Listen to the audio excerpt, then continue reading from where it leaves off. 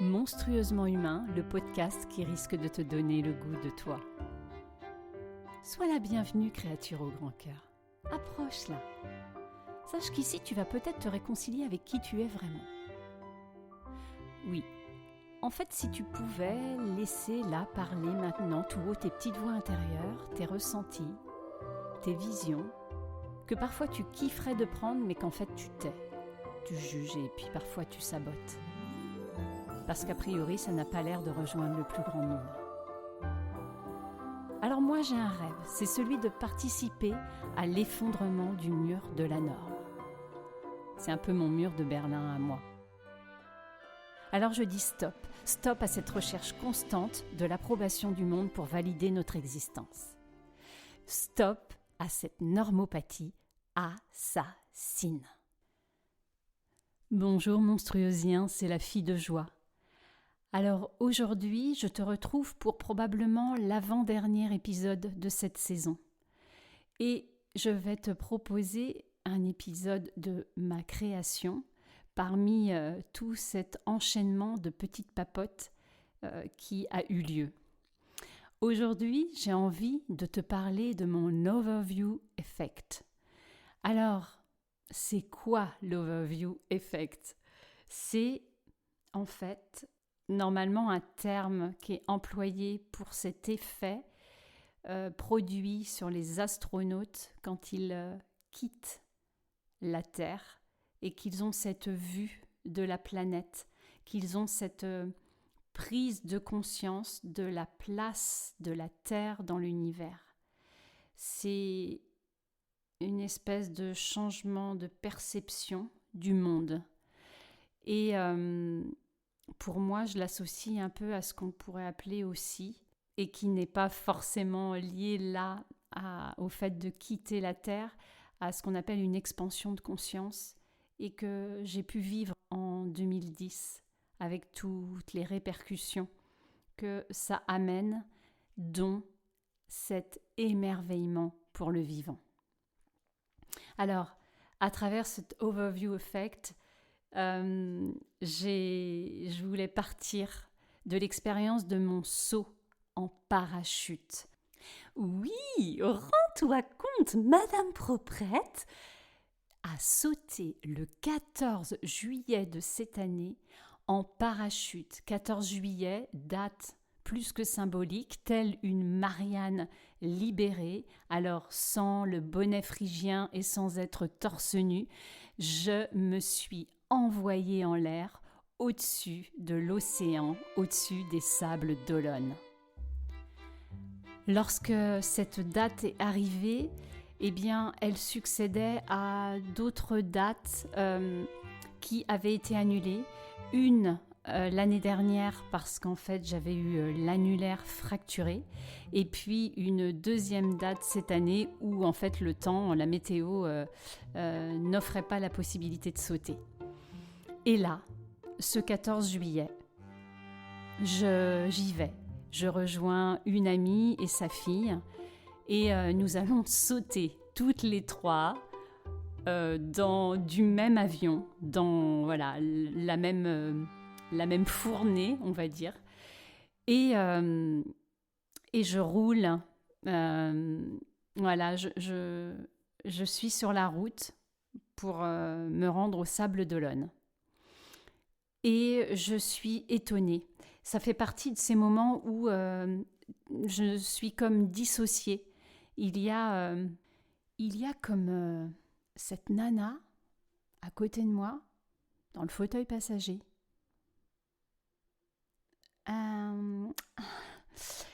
Excuse-moi, je sais pas si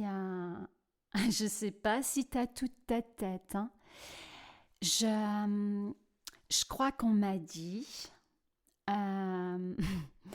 Je crois qu'on m'a dit que tu allais sauter. Alors excuse-moi, attends, faut que je convertisse, je sais plus trop.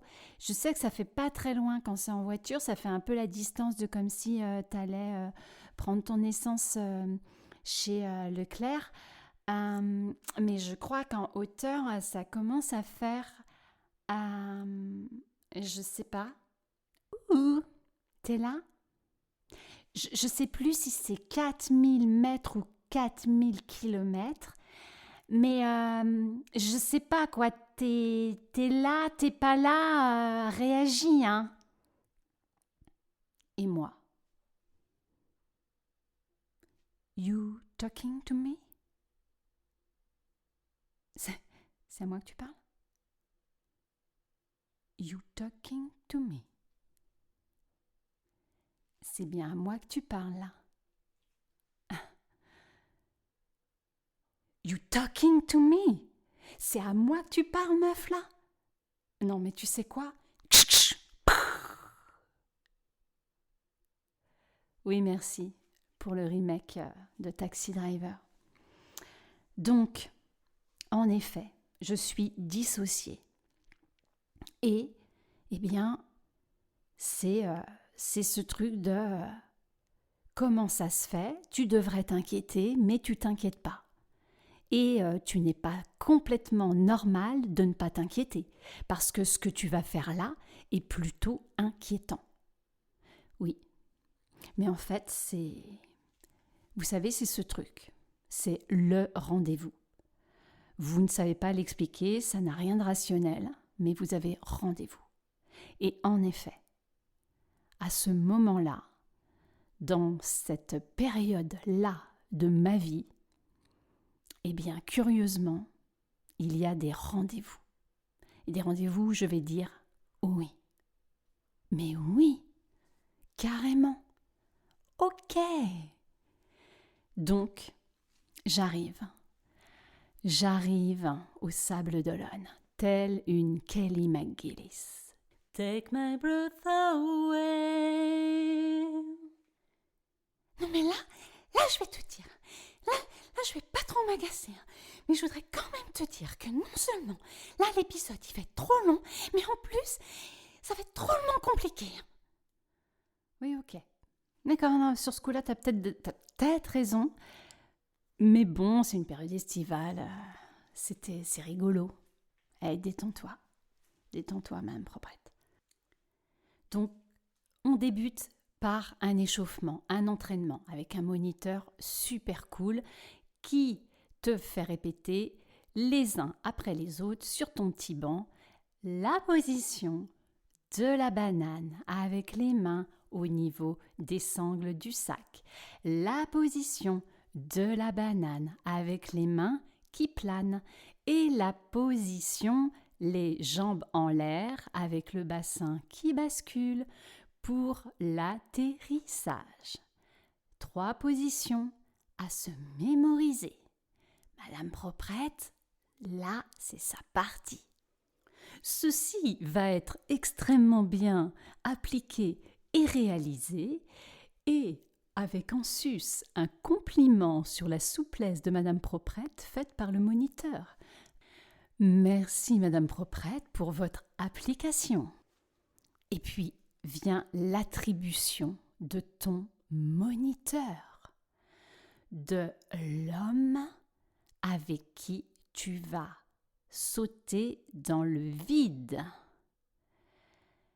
Et là, forcément, chacun y va de ses petits yeux en se disant « Ah, alors attends, lui, ouais. Lui, pourquoi pas. Lui, ah ouais. Ah non, c'est pas pour moi. » Et soudain, le voilà, mon moniteur. Il est serein, souriant, centré, un peu réservé, pas trop. Il me fait sentir comme si j'allais être la seule meuf de la journée qui va sauter en parachute avec lui. Non, sérieusement, il est hyper bien pour moi. Il n'est pas complètement éparpillé, il n'est pas complètement en train de déconner, et ça fait du bien. Il m'explique tout. Tu appliques consciencieusement les positions qu'il te demande de prendre pour pouvoir enfiler tout ce barda et les sangles qui se serrent, et tout à coup, c'est le serrage final, tcha, au niveau de la poitrine. Et là, tu sais, il y a une espèce de feu, comme si tu allais arriver sur un tournage où tout à coup tu es Lara Croft. Yes, on y va, vas-y, explique le plan, je t'écoute mec. Et c'est parti. Et donc, tu commences à charger l'avion. C'est ok, on y va. Donc, premier effet, tu montes dans un coucou. Je n'étais jamais montée dans un coucou. Tu montes dans un avion qui n'a pas de porte, ou en tout cas une espèce de petit volet roulant qui prend l'air. Donc voilà, ça c'est déjà la première expérience. Et comme l'a dit là tout à l'heure la meuf que j'ai descendue, eh bien tu vas monter à 4000 mètres. Tu montes à 4000 mètres, mais avant tu t'empiles, parce que c'est exactement l'effet que ça fait. Et tu n'avais pas non plus du tout réalisé qu'en plus de monter dans ce coucou, tu vas aussi travailler tes écarts. Tu vas vraiment bien stimuler tes adducteurs. Parce qu'en fait, il faut que tout le monde rentre. Et tous les moniteurs ont un gros sac dans le dos qui sont les parachutes. Alors, toi, tu es collé à ton moniteur et soudain arrive un moniteur assez jeune, pas du tout délicat, qui recule d'un coup et te tamponne. Et là, tu dis « Ah oui, je ne savais pas qu'il fallait presque faire le grand écart. » Parce qu'il y a ce sac dans son dos qui est balèze et que lui, il est grand et que toi, de ton 1,62 m, ok. Et donc, tout le temps de l'ascension, tu vas donc avoir cette position. Et on monte, et on y va. Et là, alors forcément, il y a toujours cette GoPro devant toi, puisque tu peux tout acheter, puisque tout est filmé. Et donc, ton moniteur, il t'explique. Le ciel est complètement découvert, mais c'est une journée avec énormément de vent. Et bien, il te dit, c'est la meilleure version du saut que tu vas avoir, puisque à cause du vent, nous allons être obligés de nous mettre dans une zone qui va donc demander à sauter uniquement au-dessus de l'océan. Waouh! Génial! Et là, il te présente toutes les îles alentours qui sont complètement visibles et reconnaissables. L'ascension prend quand même un peu de temps. Et puis, tout à coup, tu comprends que l'avion se stabilise et que là, maintenant, non, ça ne va pas être une pause pipi, mais il va falloir sauter. Alors moi, je suis plutôt en fond d'avion et je vais voir sauter pas mal de personnes, dont la fille de mon ami et mon ami avant moi.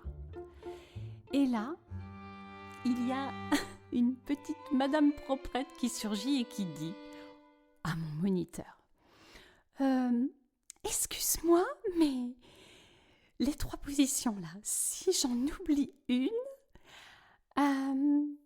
est-ce que c'est dangereux ?» Et là, lui, d'un regard extrêmement serein, il me dit « Du tout, pour les 2 premières positions, ça ne changera pas la face du monde.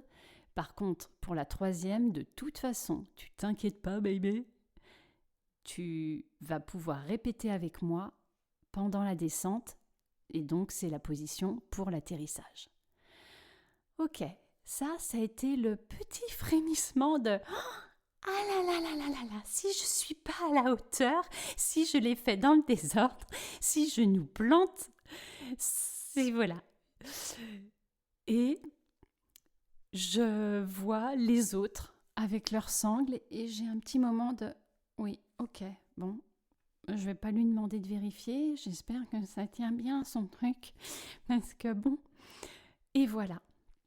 Et là, je vois la fille de mon amie Virginie qui saute dans le vide et je vois ma copine qui voit sa fille sauter dans le vide et je me dis « Ah la vache, ça doit être fort !» Et puis je vois la deuxième qui se balance dans le vide. Et là, je rampe, en tout cas façon de parler, sur mes fesses et je me dis « Ok, c'est le moment. » Je me mets les jambes dans le vide, assise au bord de l'avion.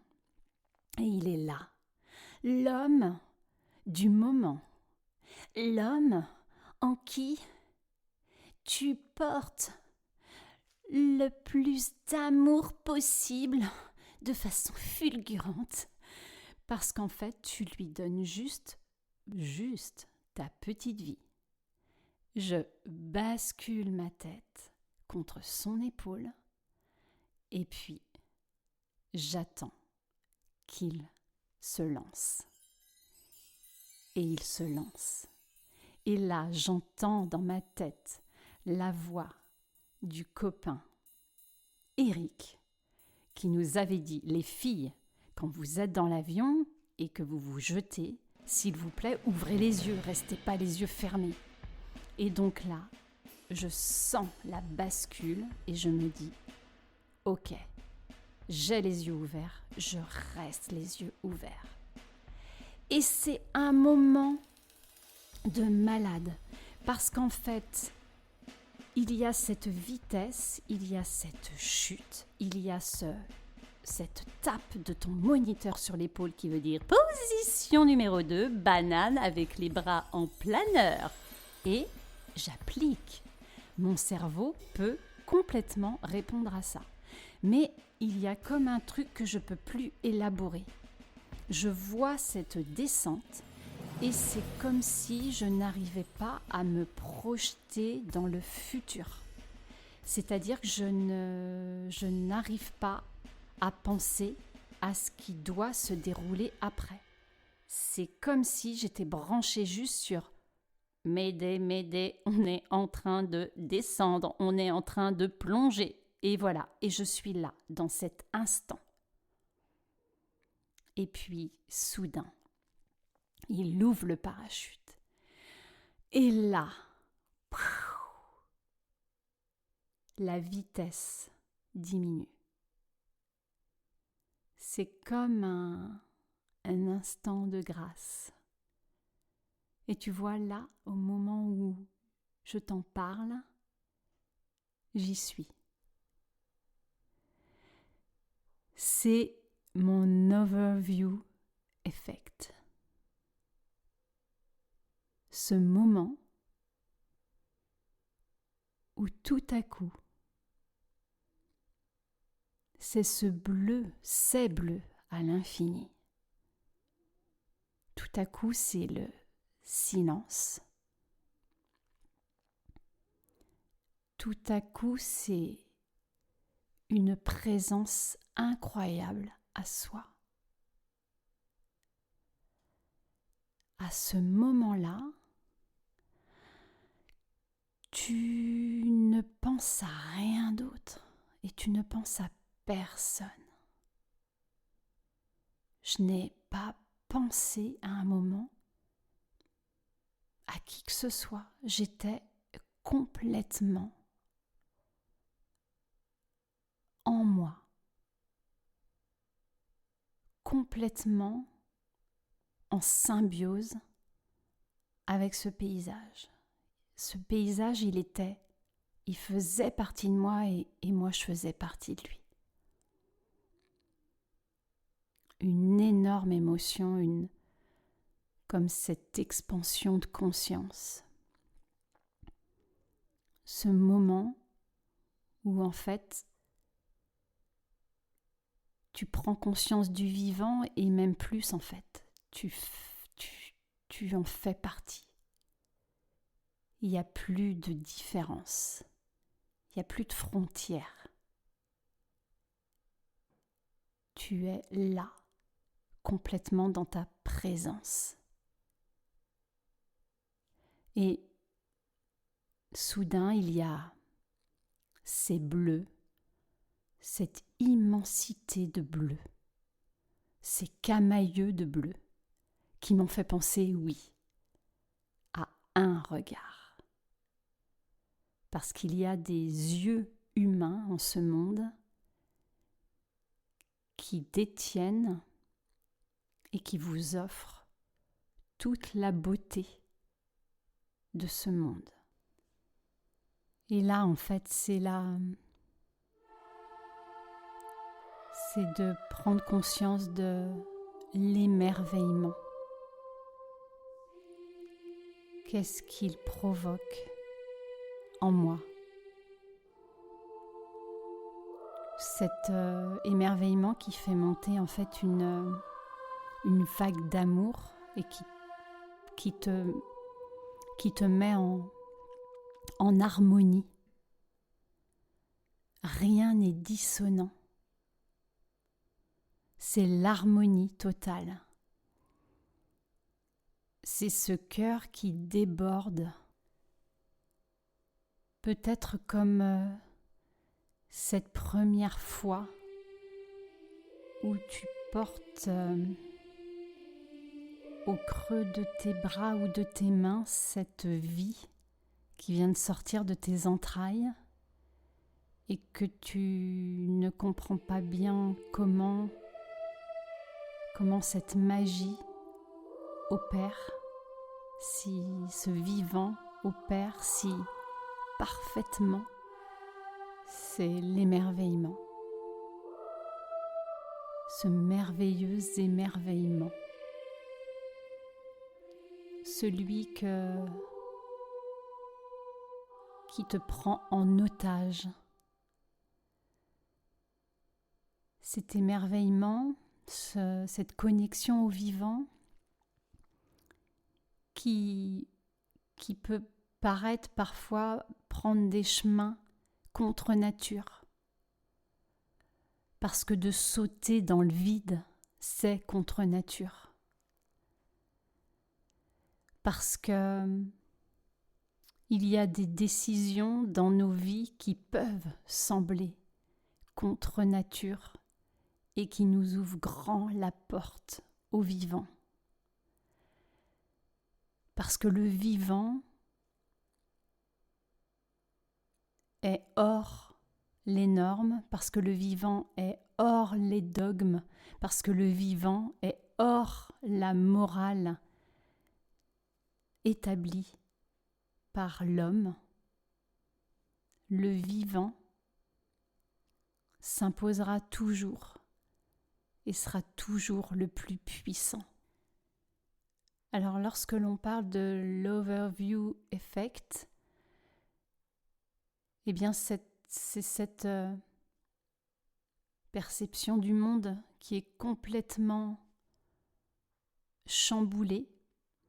Et je n'ai pas retrouvé ma source, mais pour vous expliquer, il y a quelques années, j'avais entendu le témoignage d'un astronaute qui, quand il était revenu sur Terre, n'osait plus marcher sur le sol parce qu'en fait, il avait peur d'écraser les fourmis. Voilà, c'est du coup cette hyper-conscience de préserver la vie. C'est une haute vibration d'amour. Et alors, à cet instant-là, après pas mal de silence où j'explique au moniteur en fait que je suis très émue et que je le remercie pour le respect qu'il porte à mon silence. Et là, il me dit très fièrement, après avoir été lui aussi très touché dans l'avion en me demandant ce que je faisais et quand je lui ai dit podcasteuse, ah ouais, podcasteuse. Tout à coup, j'avais l'impression d'être la Madonna de l'avion pour lui. Là, lui, très fièrement, me dire eh bien voilà, je te présente mon bureau. Et je lui ai dit écoute, ouais, je sais pas si quelqu'un peut rivaliser avec ton espace de travail. C'est plutôt chouette. Et l'atterrissage va se passer dans une extrême douceur. Et à nouveau, je vais droit dans les yeux remercier cet homme dont j'ai vraiment oublié le prénom et j'ai peur de faire une erreur. Et lui va repartir pour d'autres vols enchaînés les uns après les autres. Et puis, il y a l'après. Il y a l'après ce vol où la présence à soi, eh bien, elle va rester. Elle va rester pendant plusieurs heures. Et puis, il y a ces photos de l'après-saut où une amie va me dire « Waouh, mais quel éclat dans tes yeux ! Quel éclat dans tes yeux dans ces photos juste après !» Il y a vraiment ce bonheur et puis de pouvoir le partager avec des gens que j'aime, des gens qui ont été extrêmement présents pour moi dans les mois passés. Et puis, après cette présence, il y a, ou en tout cas peut-être, on va dire en parallèle, il y a cette espèce de paix intérieure qui surgit. Il y a ce truc où, moi qui ai l'habitude d'avoir un mental qui marche à fond de balle, eh bien là, c'est off. C'est juste être. Et ça, c'est délicieux. Et puis, les heures vont se suivre. Je vais rentrer chez moi. Et alors là, il va avoir ce feu qui surgit. Comme un souffle qui serait passé sur des braises restantes en moi. Et là, il y a un youpi, un truc où, mais tu as envie de tout. Tu as envie de rire. Tu as envie de serrer des bras. Tu as envie de manger. Tu as envie de danser. Tu as envie de faire l'amour. Tu as envie d'être humain, totalement humain. Et ça, mais quel kiff! Et là, je me suis dit, mais franchement, bon, écologiquement parlant, c'est pas raccord, mais j'adorerais pouvoir sauter en parachute au moins une fois par mois. J'adorerais pouvoir avoir ce rendez-vous une fois par mois en me disant « Ok, là, j'y vais ». Parce qu'aujourd'hui, quand je regarde les tout petits extraits que je peux avoir ou que les copains ont filmés de moi, mais tout de suite, ça me branche à ce vivant et ça me branche à ce feu. Alors voilà, l'épopée de mon overview effect touche à sa fin. Mais à travers cet épisode, je voulais vraiment mettre en lumière mon message de ce podcast qui est que je crois qu'il est primordial d'accepter aujourd'hui tous nos jeux paradoxaux et que bien que cet accueil peut être bousculant et incohérent pour notre mental, il est impératif parce qu'en fait je crois que c'est exactement la définition du vivant. Qu'en fait le vivant, c'est la complémentarité, c'est les paradoxes, c'est le chaos Et la sérénité, c'est les qualités, les défauts. Enfin voilà, ce que j'appelle le bordel divin. Et que je crois que si nous avions pour nous cette indulgence d'accueillir tous nos « et », tout cet ensemble, ne pas exclure tout cet ensemble monstrueusement humain, eh bien ce serait probablement alors beaucoup plus aisé de tolérer, de migrer du monde du « ou » au monde du « et », aussi à l'extérieur de nous et aussi pour les autres. Et qu'en fait, il me semble que dans une lointaine époque, eh bien, certains mathématiciens étaient aussi philosophes. Ils n'étaient pas « ou », ils étaient « et ». Et ils portaient leur regard d'une discipline à l'autre. Et ce regard, c'était un regard d'émerveillement, en fait, pour le vivant, pour prendre tout ce qui pouvait exister. Alors que l'on soit scientifique, poète, artisan, artiste, banquier, rationnel ou pas, en fait, le dénominateur commun sera toujours l'humain, avec tout ce bordel divin. Alors oui, moi j'affirme que je crois, j'ai la foi en l'émerveillement. À cet émerveillement qui soudain te harponne et puis qui vient parfois fracasser tes certitudes. Parce qu'en fait, cet émerveillement, c'est un interstice entre l'avant et l'après, où en fait, tu n'as pas les mots. Tu ne sais pas ce qui s'est passé, mais là, en toi, s'est opéré, sans tambour ni trompette, ce je ne sais quoi. Et qu'en fait, désormais, à cet instant, dans le silence de tes cellules, eh bien ton cœur et ton être, que ce soit confortable ou pas, ne pourront plus ignorer le vivant. Alors oui, au « et ». Alors c'est mon cadeau de l'été.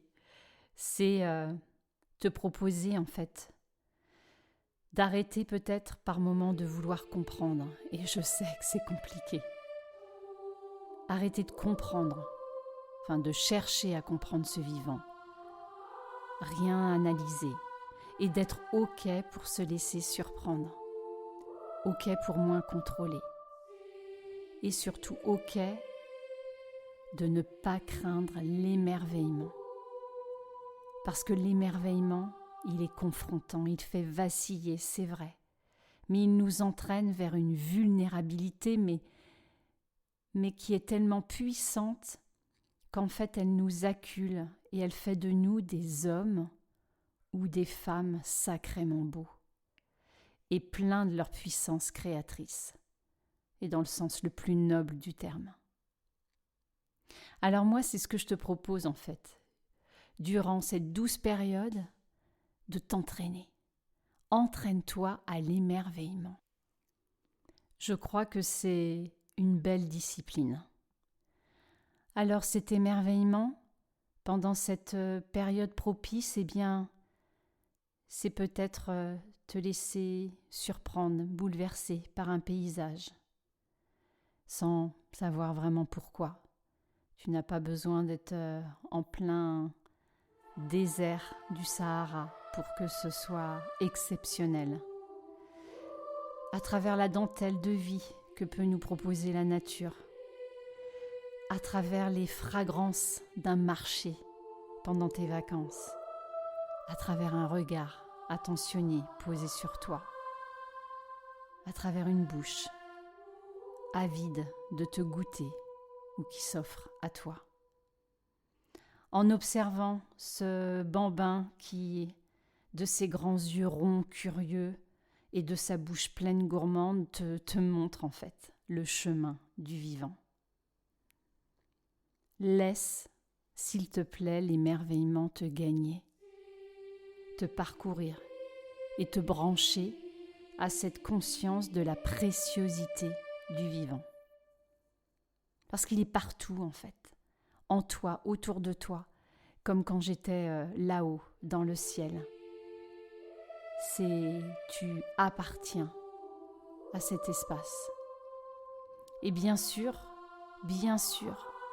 ce vivant, il peut transporter, mais il peut heurter, il peut être inconfortable, chamboulant, douloureux parfois.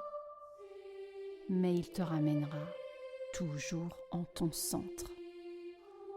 Et il te fera gagner en présence à toi et aux autres. Et il te conduira toujours là où ta terre sera la plus fertile pour reprendre vie. Alors si tu as envie de participer à ce vivant avec moi, n'hésite pas, partage Monstrueusement Humain, ose en parler, n'aie pas peur d'être jugé. Et puis, avec joie pour récolter toutes les expériences, tous les émerveillements que tu vas avoir là dans ces semaines d'été, tous ces moments de grâce ou ces moments bousculants, mais qui t'auront fait sentir être vivant. Merci d'avance pour ces témoignages. Eh bien justement, moi je vais en profiter parce que j'ai pas l'impression d'être beaucoup intervenue dans l'épisode. Et justement, je voulais vous dire, profitez bien si vous avez l'occasion de peaufiner votre bronzage. C'est important. Voilà. Je pourrais éventuellement vous faire un tuto. Je vous laisserai les coordonnées de ma chaîne YouTube juste en dessous l'épisode. Si l'autre meuf, elle veut bien là. Parce qu'en fait, je suis ressuscitée là, carrément. En fait, elle m'a pas du tout abattue. Hein. Elle a cru, j'ai fait genre, allez, parce que elle peut bien ramener sa science avec le vivant. Hein. Parce que là, en fait, elle a juste voulu m'éliminer, en fait. Alors que moi, je suis carrément bien vivante. Hein. Ça, c'est vachement facile, en fait, comme discours. Ouais. Bah voilà. Et ben, quand même, beau bronzage à tous.